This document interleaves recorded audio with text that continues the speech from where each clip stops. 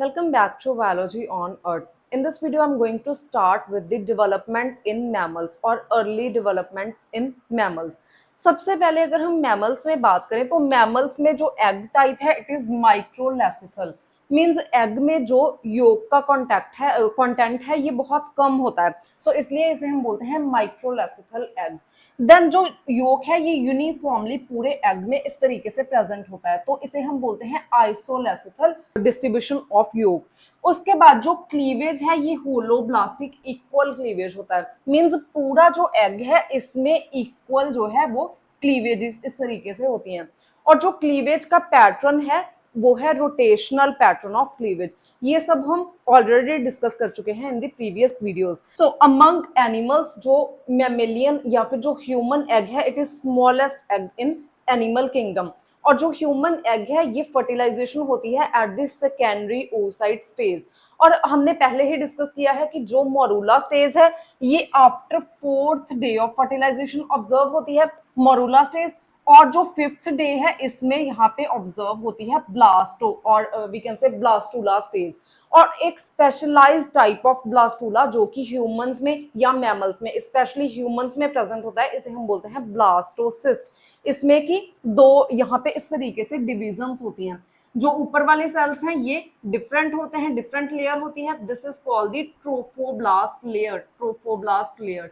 और यहाँ पे इनर सेल मास इस तरीके से जो है ये प्रेजेंट होता है, इनर सेल मास। तो ये एक स्पेशलाइज्ड टाइप का ब्लास्टूला है जो कि ह्यूमंस में प्रेजेंट होता है जिसे हम बोलते हैं blastocyst. Mid blastula stage occur just after second third cleavage. We have already discuss about morula कि जो मोरूला है इससे जब यहाँ पे ब्लास्टूला में ट्रांजिशन होती है, दिस इज द ब्लास्टूला जिसमें कि सेंट्रल कैविटी है ब्लास्टोसील। तो जब इसमें ट्रांजिशन होती है तो जो ट्रांजिशन फेज है इसे हम बोलते हैं मिड ब्लास्टूला स्टेज। नाउ जो मोरूला है इसमें डीएनए अभी जो है वो पैसिव है, मींस डीएनए में आगे कोई भी ट्रांसक्रिप्शन नहीं हो रही। जो मैटरनल एमआरएनए है यही ट्रांसलेट होता है और इससे ही क्लीवेज जो है वो इनिशिएट होती है या फिर बिगिन होती है।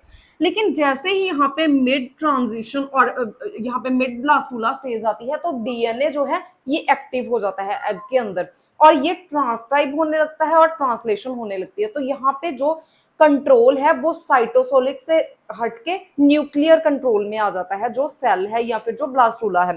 तो मिड ब्लास्टूला स्टेज जो है it occur just after second third cleavage. Means जब सेकेंड थर्ड क्लीवेज होती है 8th सेल स्टेज के बाद ही ये जो है ये ऑब्जर्व होता है। नाउ अब हम इस वीडियो में डिटेल में डिस्कस करेंगे about the differentiation of morula cells into trophoblast and ECM.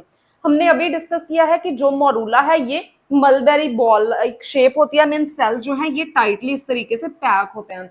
लेकिन ब्लास्टूला में क्या होता है सेंट्रल कैविटी होती है।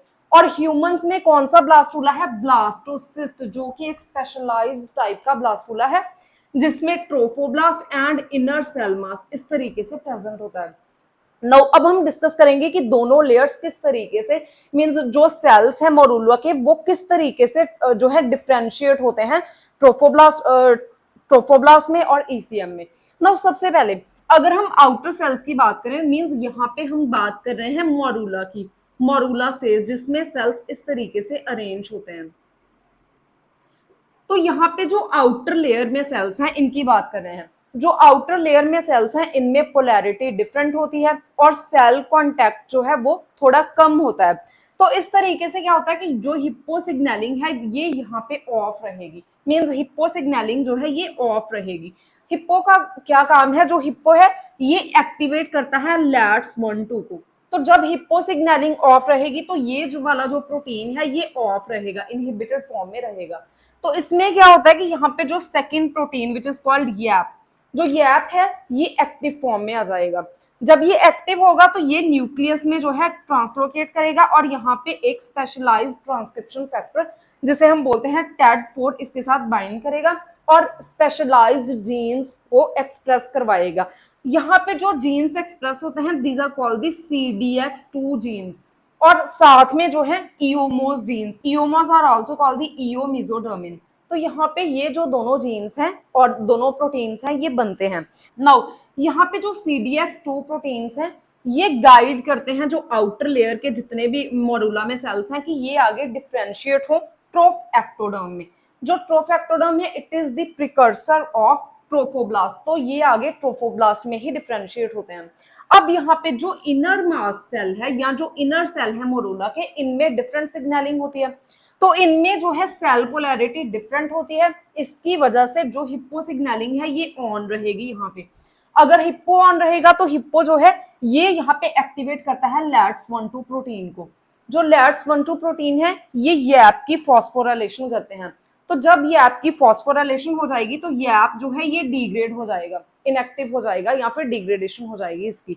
तो जब इसकी डिग्रेडेशन हो जाएगी तो ये ट्रांसलोकेट नहीं कर पाएगा न्यूक्लियस में, और जो ये वाले जीन्स हैं या फिर ये वाले प्रोटीन्स हैं जो कि स्पेशलाइज्ड हैं ट्रोफोब्लास्ट डेवलपमेंट में, ये ऑन नहीं होंगे यहाँ पे। तो यहाँ पे सेकंड सिग्नलिंग पाथवे चलेगा। अब यहाँ पे एक सेकंड प्रोटीन है विच इज कॉल्ड द GATA5। ये जो है ये एक्टिवेट होता है और ये ट्रांसलोकेट करता है न्यूक्लियस में, और न्यूक्लियस में ये यहाँ पे TAD4 और PIT3 दोनों के साथ बाइंड करता है और डिफरेंट जो प्रोटीन्स हैं इनको ट्रांसक्राइब मींस डिफरेंट जीन्स को एक्टिवेट करता है जिससे डिफरेंट प्रोटीन्स बनते हैं। नाउ GATA5 जो है जब ये TAD4 के साथ इस तरीके से बाइंड करता है तो यहाँ पे स्पेशलाइज्ड जीन्स एक्टिवेट होते हैं जो कि OCT4 प्रोटीन की सिंथेसिस करते हैं। और जब भी यहाँ पे OCT4 प्रोटीन बनेगा तो जो सेल्स जिनमें की OCT4 प्रोटीन बन रहा है वो सारे इनर सेल मास में डिफरेंशिएट होंगे। तो सिमिलरली यहाँ पे जो PI3 है ये NOAG एंड STAT3 जिसको कि SOX2 भी बोलते हैं इसको एक्टिवेट करता है।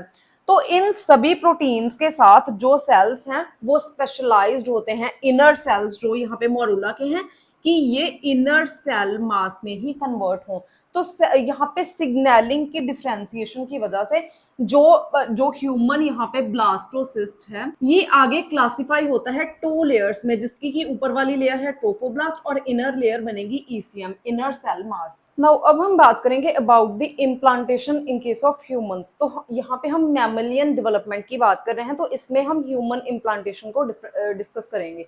सबसे पहले जब फर्टिलाइजेशन होती है और प्रेगनेंसी मेंटेन करने के लिए जो डोमिनेटिंग हार्मोन होता है it is called the progesterone hormone. Means progesterone जो है ये प्रेगनेंसी को मेंटेन करके रखता है, तो ये डोमिनेटिंग हार्मोन होता है थ्रू आउट द प्रेगनेंसी। लेकिन इससे पहले थ्रू आउट द जो फर्टिलाइजेशन से पहले जो साइकिल है इसमें ईस्ट्रोजन डोमिनेटिंग होता है मेंस्ट्रुएशन साइकिल में। नाउ यहाँ पे दिस इज अ यूट्रस और यहाँ पे ओवरी प्रेजेंट है।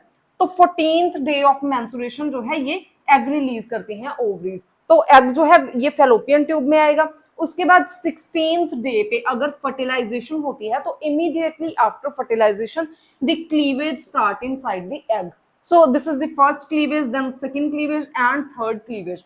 सो आफ्टर थर्ड क्लीवेज जो एग है वो इस रीजन में आता है एम्पूला के, और एम्पूला इस्थमस जंक्शन इस रीजन में प्रेजेंट होता है। जो फर्स्ट क्लीवेज होती है इसमें जो है 2 सेल स्टेज बनती है।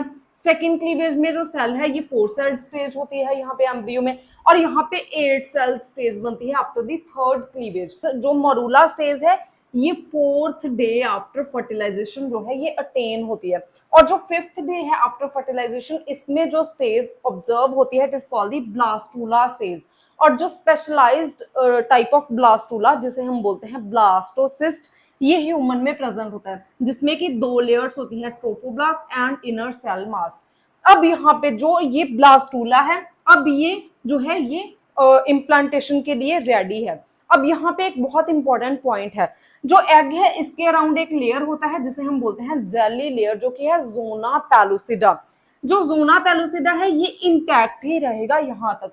अगर जोना पेलुसिडा जो है वो डिसॉल्व हो जाता है फेलोपियन ट्यूब्स में यहाँ पे इन क्लीवेज की स्टेजेस में, तो क्या होगा कि जो एम्ब्रियो है या फिर जो यहाँ पे जो एम्ब्रियो है ये यहीं पे इम्प्लांट हो जाएगा। तो इम्प्लांटेशन फेलोपियन ट्यूब्स में ना हो इसलिए यहाँ तक जो जोना पेलुसिडा है ये इंटैक्ट ही रहेगा जब तक जो एम्ब्रियो है ये यूट्रस में एंटर नहीं कर जाता। अगर यहाँ पे इन केस किसी क्रिटिकल केसेस में होता है कि जो इम्प्लांटेशन है वो फेलोपियन ट्यूब्स में ही हो जाता है, क्योंकि जो जोना पेलुसिडा है ये यहाँ पे ही डिसॉल्व हो जाएगा, यहीं पे इम्प्लांटेशन हो जाएगी।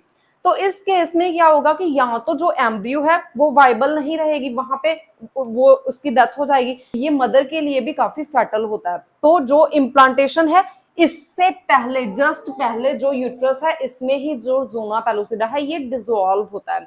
नाउ यहाँ पे जो ट्रोफोब्लास्ट है, अब इसके ये बहुत सारे प्रोटीन सेक्रेट करता है जो कि आगे इम्प्लांटेशन में हेल्प करते हैं। तो जो सबसे पहला यहाँ पे एंजाइम सेक्रेट या फिर प्रोटीन सेक्रेट करता है ट्रोफोब्लास्ट, इसे हम बोलते हैं एस्ट्रिप्सिन। जो एस्ट्रिप्सिन है ये जोना पेलुसिडा को डाइजेस्ट करता है एट दिस स्टेज। तो यहाँ पे एग में अब जोना पेलुसिडा नहीं है, मींस ये इम्प्लांटेशन के लिए बिल्कुल रेडी है। Now this is a uterus, और ये यूट्रस की वॉल है, इस तरीके से ब्लड वेसल्स जो है वो बनी हुई है यहाँ पे।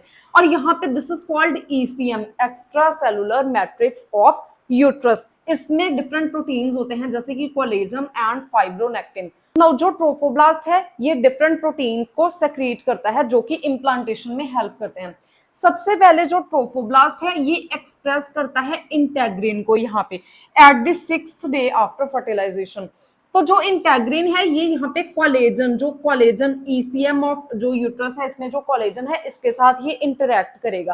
तो यहाँ पे जो एग है ये यूट्रस के पास आ जाएगा इस तरीके। नाउ यहाँ पे जो ट्रोफोब्लास्ट है ये एक सेकेंड प्रोटीन यहाँ पे सेक्रेट करता है विच इज कॉल्ड कोलेजिनेज। कोलेजिनेज जो है ये कोलेजन को डाइजेस्ट करता है।